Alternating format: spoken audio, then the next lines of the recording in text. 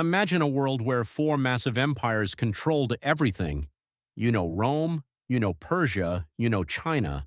But there was a fourth power, a titan of the Red Sea that commanded the trade of the ancient world, yet today its name is often left out of the history books. Welcome to the story of the Axumite Empire. Located in what is now northern Ethiopia and Eritrea, Axum wasn't just a kingdom, it was a global crossroads that defined the first millennium. If you were a Roman merchant in the 2nd century looking for the finest ivory, or a Persian noble seeking gold and emeralds, your journey inevitably led you to the bustling port of Adulis. Picture this: a harbor crowded with ships from the Mediterranean, India, and even as far as China. The air would have been thick with the scent of frankincense and myrrh, the very treasures that made Axum a superpower. This city was the gateway to Africa, a place where ideas, religions, and riches mingled under a scorching sun. But the Axumites weren't just middlemen, they were incredible innovators. They were one of the first civilizations in the world to mint their own coinage, a mark of true economic independence and sophistication. Their coins, struck in gold, silver, and bronze, featured the faces of their kings and have been found as far away as India and the edges of the Roman world, proving just how vast their economic reach truly was. And then there are the stones. If you travel to the city of Axum today, you will see the Great Stelae, massive monolithic towers carved from single pieces of granite. The largest of these stood over 100 feet tall and weighed more than 500 tons.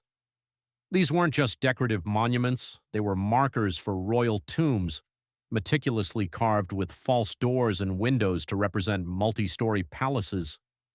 How they moved and erected these stones without modern machinery remains a testament to their engineering genius and the sheer scale of their ambition. But the empire's strength wasn't just in stone and gold, it was in the power of its ideas and its faith. In the 4th century, a pivotal moment changed the course of African history.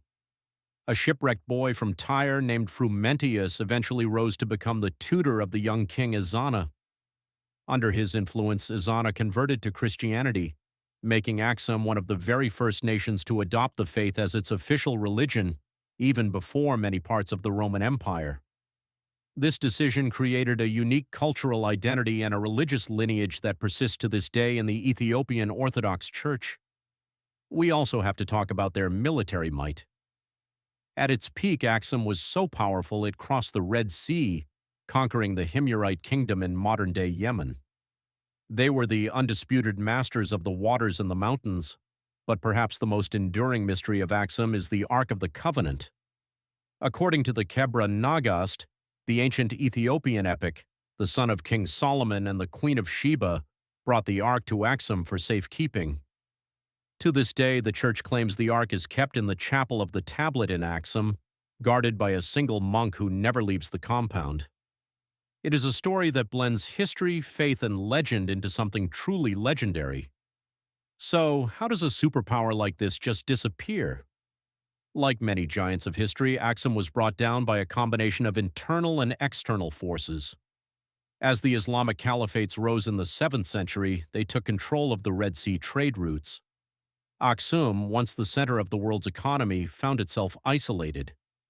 Without the revenue from maritime trade, the empire began to shrink. Environmental factors played a role too. Centuries of intensive farming and deforestation led to soil erosion, making it harder to sustain a large urban population in the highlands. The capital was eventually moved further south, and the once great maritime power transformed into a secluded mountain kingdom. But the legacy of Axum never truly died. It laid the foundation for the Ethiopian Empire, which stood for over 1,000 years as a symbol of African independence. It gave us the Ge'ez script, a beautiful and complex writing system that is still the liturgical language of the region. Most importantly, it reminds us that the history of human achievement is far more diverse than what we often see in the mainstream. Axum was a beacon of African power, a center of literacy, architecture, and global commerce that rivaled the greatest civilizations of all time. If you found this journey through the forgotten history of Axum fascinating, make sure to hit that follow button for more deep dives into the past. Tell me in the comments, had you heard of the Axumite Empire before today? And what other lost civilizations should we explore next? Don't forget to like and share this video to help bring these incredible stories back to light.